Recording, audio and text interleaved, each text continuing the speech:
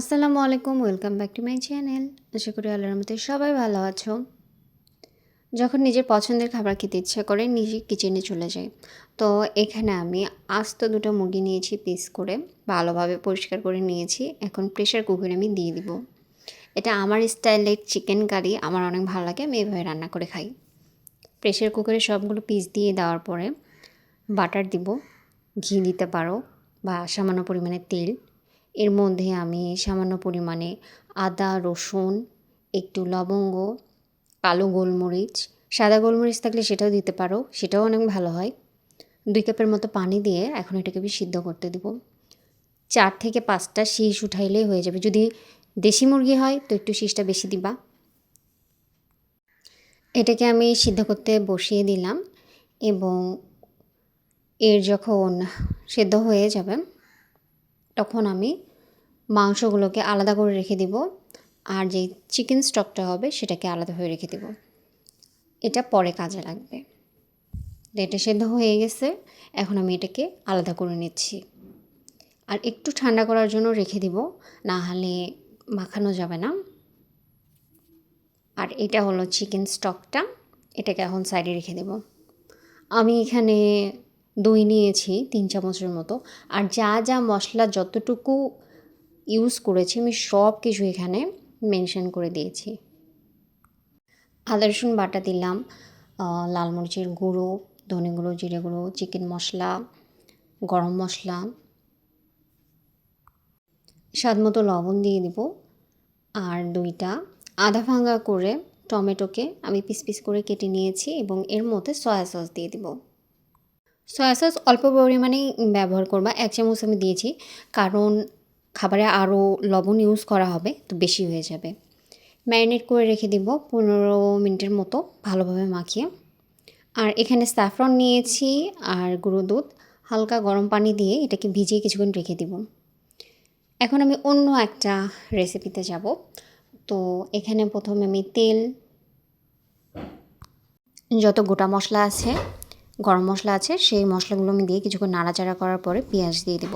পেঁয়াজটাকে হালকা ভেজে নিব। যখন ভেজে নেওয়া হয়ে যাবে এর মধ্যে এক এক করে মশলা অ্যাড করা শুরু করব। পেঁয়াজটাকে আগে ভালোভাবে ভেজে নিতে হবে। আর আমার মানে একটু ফ্লেভারফুল খাবার খেতে ভালো লাগে, এই জন্য আমি মশলার পরিমাণটা বেশি ইউজ করি। তো এখানে আমি স্টার অ্যানাইসও ইউজ করেছি, এর ফ্লেভারটা অনেক ভালো লাগে আমার। আর এখন সবগুলো গুঁড়ো মশলা দিয়ে দিব, ধনে গুঁড়ো, জিরে গুঁড়ো, মৌরি গুঁড়ো, হলুদ গুঁড়ো, লাল মরিচের গুঁড়ো, স্বাদ মতো লবণ। মশলাগুলোকে ভালোভাবে আমি এখন কষাবো। আর বুটের ডাল যেহেতু রান্না করছি, তো বুটের ডালটাকে সামান্য কিছু গরম মশলা, বেশি না, সাদা ফল, দারচিনি আর একটু পানি, এগুলো দিয়ে সিদ্ধ করে আমি রেখে দিয়েছিলাম। এই মশলার ভিতরে আমি এখন কাঁচা মরিচ আর টমেটো আর সামান্য পরিমাণ পানি দিয়ে ঢাকনা দিয়ে কিছুক্ষণ রেখে দিব, যেন টমেটোটা গলে যায় আর একটু গ্রেভি হয়। আমার অনেক ভালো লাগে টমেটো ইউজ করলে খাবারে। এই যে সেই সেদ্ধ করা বুটের ডালটা দিয়ে আমি ভালোভাবে মশলার সাথে কষিয়ে নিব। কষানো হয়ে গেলে পরিমাণ মতো পানি দিয়ে ঢাকনা দিয়ে রেখে দেবো কিছুক্ষণ। আর আমি চাপাগোল মানুষ, রান্না করতে করতে চা খেতেই হবে। আর এখানে আমি দিয়েছি মানে 5 ফোড়ন, যেটাকে বলে আর কি, ওই যে ডালে বাগার দেয়, তো সেটা দিয়েছি, দিয়ে আমি এটাকে নামিয়ে নিয়েছি। এখন অন্য একটা ফ্রাইং প্যানে আবারও বাটার দিয়েছি, একটু তেল, আর মুরগির মাংসগুলোকে এখন একটা একটা করে উঠায় সবগুলোকে আমি ভেজে নেব। আর যে মশলার গ্রেভিটা থাকবে সেটাকে আলাদাভাবে রেখে দিব, সেটা পরে ইউজ করব। মাংসগুলো অনেকটাই ভাজা ভাজা হয়ে গেছে। এখন আমি এর মধ্যে যে মশলাগুলো ছিল সেটার গ্রেভিগুলো এখন দিয়ে দেব, দিয়ে আবারও ভালোভাবে নাড়াচাড়া করে নেব এবং এক এক করে পেঁয়াজ, কাঁচামরিচ যা আছে সব দিয়ে দিব। ভিজিয়ে রাখা স্যাফরনের দুধটাও দিয়ে দিলাম এর মধ্যে, আর গোটা রসুন দিয়েছি আমি, কাঁচামরিচ। এখন সব কিছু আমি ভালোভাবে আবারও কষাবো।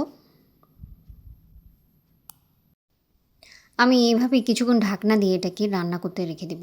সামান্য পরিমাণে আবারও বাটার দিয়ে দিয়েছি, আমার বাটার খুব ভালো লাগে মুরগির মাংসে। তো তারপরে ঢাকনা উঠিয়ে আবারও নাড়াচাড়া করে যে চিকেন স্টকটা রেখেছিলাম সেটা দিয়ে নাড়াচাড়া করে আবারও কিছুক্ষণ সিদ্ধ করতে রেখে দেবো যেন গ্রেভিটা কমে যায়। নামানোর আগে ধনেপাতা ছিটিয়ে আমি নামিয়ে নেব, এটা আমার অনেক ভালো লাগে। এই ছিল আমার 2টা পছন্দের খাবার, এভাবে আমি রান্না করি।